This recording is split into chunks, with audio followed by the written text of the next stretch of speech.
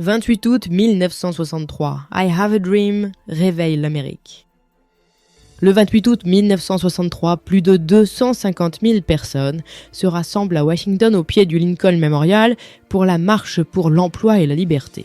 250 000 d'Américains, noirs, blancs, syndicalistes, croyants, étudiants, familles, venus dénoncer la ségrégation raciale et réclamer l'égalité des droits civiques. Sur les marches du monument, Martin Luther King Jr., pasteur baptiste d'Atlanta, prend la parole en dernier. Il ne lit pas seulement un discours, il va écrire l'histoire.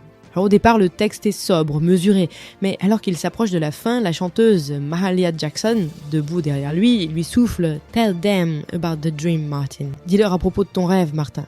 Il laisse tomber ses notes, lève les yeux vers la foule et improvise, porté par le rythme et la foi. « I have a dream ».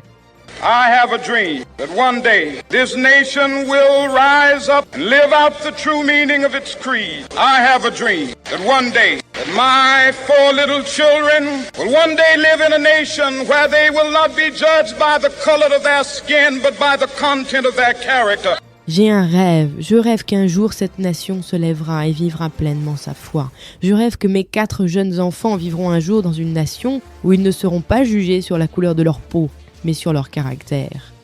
Les mots claquent, puissants, habités. Ils mêlent la Bible, la Constitution, la Déclaration d'indépendance, le rêve d'un pays fidèle à ses promesses. Mais ce discours est aussi un cri politique dans un contexte dur. Dans le Sud, la ségrégation raciale est encore la norme. Les droits civiques sont bafoués, la violence raciste omniprésente.